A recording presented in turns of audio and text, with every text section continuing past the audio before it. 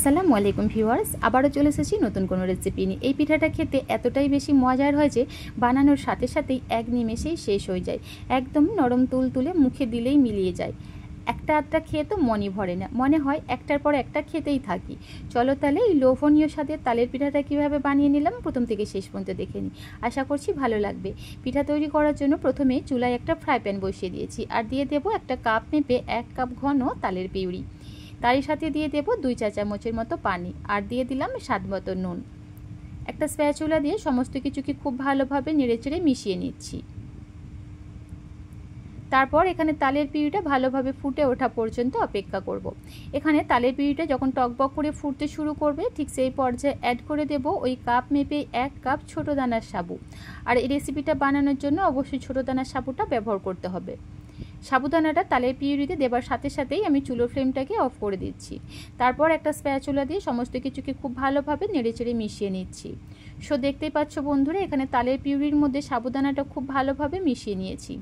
তারপর ঢাকা দিয়ে মিশ্রণটাকে কম করে 10 মিনিটের মতো রেস্টে রেখে দেবো। এই সময়ের মধ্যে ডোটা বেশ ভালোভাবে ঠান্ডা হয়ে যাবে আর সুন্দরভাবে সেট হয়ে যাবে। ঠিক 10 মিনিট পর ফিরে আসলাম। দেখতেই পাচ্ছ বন্ধুরা, এখানে সাবুদানার এই ডোটা খুব সুন্দরভাবে সেট হয়ে গেছে। আমরা এখানে যেহেতু ফুটন্ত তালের পিউরির মধ্যে সাবুদানা অ্যাড করেছিলাম, তাই সাবুদানার মধ্যে একটা স্টিকি বা আঠালো ভাব চলে এসেছে। ঠিক এইভাবেই কিন্তু ডোটা তৈরি করে নিতে হবে। খুব ভালোভাবে একটু হাত দিয়ে মেখে নিচ্ছি। তারপর এখানে দিয়ে দেব 2 চা চামচ পাউডার চিনি। আর পিঠার টেস্টটাকে আরও কয়েক গুণ বাড়ানোর জন্য দিয়ে দিলাম 2 চা চামচ ফ্রেশ নারকেল কোড়া। হাতের কাছে থাকলে অবশ্যই ব্যবহার করবে, এতে পিঠাটা খেতে অনেক বেশি মজার হয়। আর দিয়ে দিলাম 10 টাকা দামের 1 প্যাকেট গুঁড়ো দুধ। দিয়ে দেব 1 চা চামচ ঘি। এতে পিঠার মধ্যে সুন্দর একটা ফ্লেভারও পাবে, আর পিঠা তৈরি করার সময় হাতের মধ্যে লেগেও যাবে না। খুব ভালোভাবে সমস্ত কিছুকে মিশিয়ে নিচ্ছি। সো দেখতেই পাচ্ছ বন্ধুরা, পিঠা তৈরি করার জন্য সাবুদানার একটা স্টিকি আর আঠালো ডো আমি তৈরি করে নিয়েছি।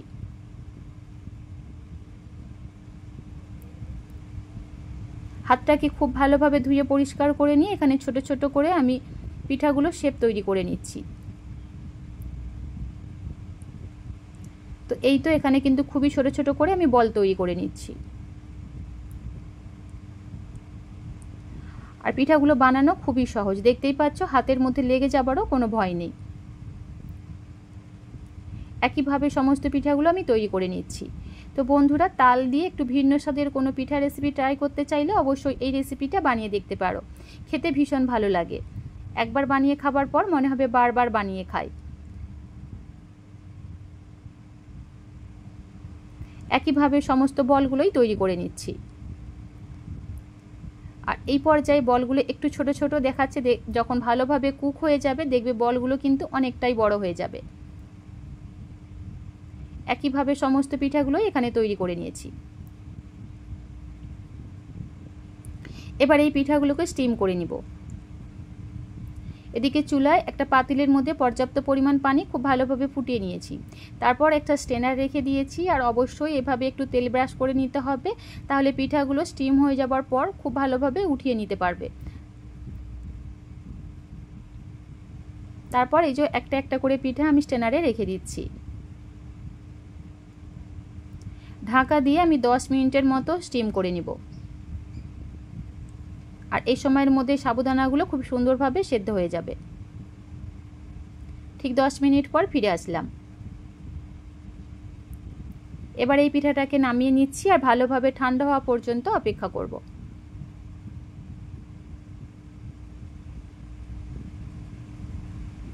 এদিকে চুলায় আবারও একটা ফ্রাই প্যান বসিয়ে দিয়েছি, আর দিয়ে দিচ্ছি 500 ml দুধ।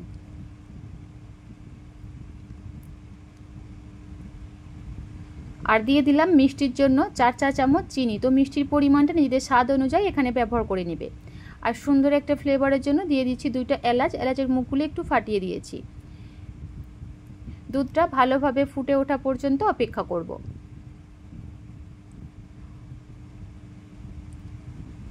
তো দেখতেই পাচ্ছ বন্ধুরা, এখানে দুধটাকে কিন্তু প্রায় আমি 2 থেকে 3 মিনিট সময় নিয়ে খুব ভালোভাবে ফুটিয়ে নিয়েছি। তারপর এখানে আমি পিঠাগুলো দিয়ে দেব। খুব ভালোভাবে নেড়ে চেড়ে একটু আলতো হাতে মিশিয়ে নিচ্ছি। আর দুধের মধ্যে পিঠাগুলো দেবার পর একেবারে চুলোর ফ্লেমটাকে লো করে 3 থেকে 4 মিনিটের জন্য ফুটিয়ে নিচ্ছি।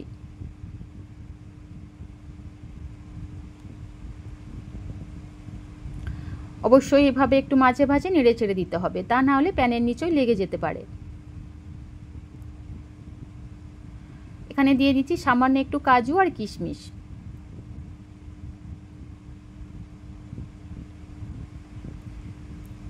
আর এখানে দিয়ে দিলাম 1 চা চামচের মতো ফ্রেশ তালের পিউরি।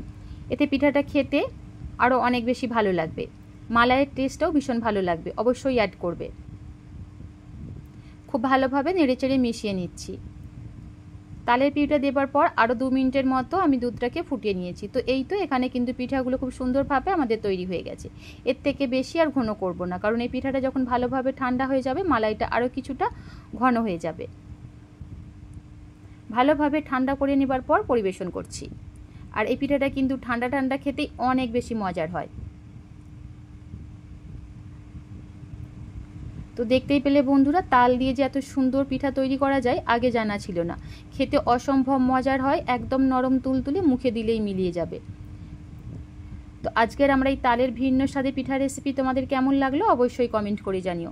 রেসিপিটা যদি এতটুকু কথাও ভালো লাগে থাকে নিজের ফ্রেন্ড এবং ফ্যামিলির সঙ্গে শেয়ার করবে, অপরকে আমার ভিডিওটা দেখার সুযোগ করে দেবে। আজ তাহলে এ পর্যন্তই, আবারও দেখাবে নতুন কোনো রেসিপিতে। আল্লাহ হাফেজ।